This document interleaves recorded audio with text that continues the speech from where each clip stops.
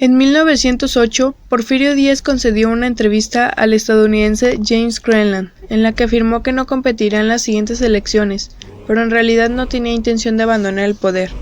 A fines de 1908, Francisco I. Madero publicó el libro La sucesión presidencial en 1910, en la cual propuso crear un partido político que se opusiera a la reelección de Díaz.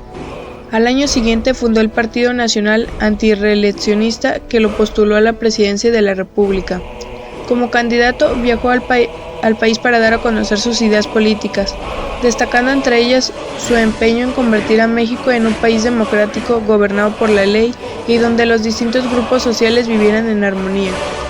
Tuvo gran apoyo durante su campaña electoral, y esto alarmó a Díaz, quien ordenó encarcelarlo bajo el cargo de sublevar a la población y ultrajar a las autoridades. Las elecciones se llevaron a cabo mientras Madero se hallaba preso.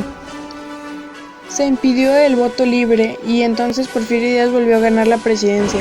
Al escapar, Madero protestó por esta situación mediante el Plan de San Luis, el cual convoca a la población a levantarse en armas en contra del gobierno.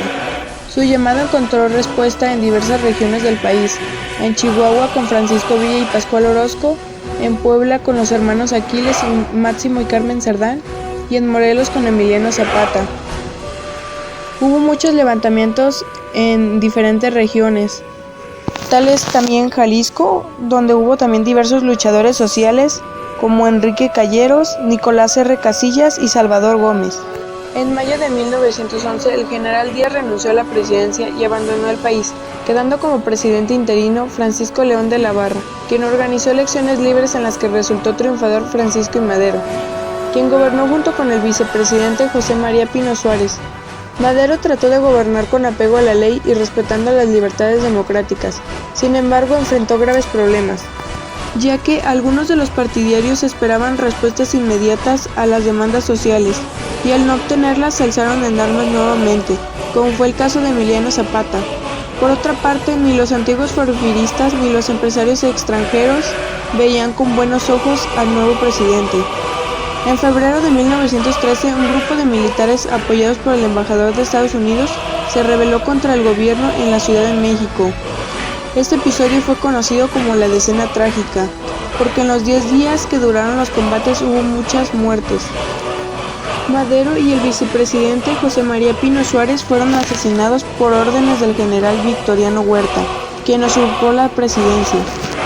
En Jalisco, algunos maderistas se volvieron leales al gobierno huertista y otra parte de la población se afilió a otros revolucionarios.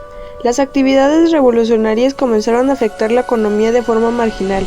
Negocios como la minería, haciendas, ranchos, rancherías y pueblos de Jalisco. También grupos alzados se llevaban por la fuerza lo que querían. Entonces la economía decayó en Jalisco.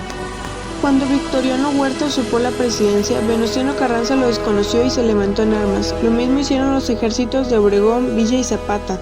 Además, Estados Unidos se negó a reconocer su gobierno. Ante esto, en agosto de 1914, Huerta dejó el país y Carranza entró triunfante a la Ciudad de México.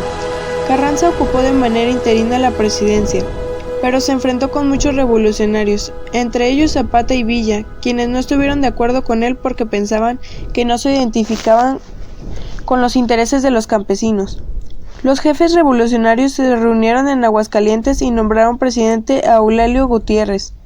Así, los revolucionarios quedaron divididos en dos bandos, por un lado los carrancistas y por el otro los villistas y zapatistas.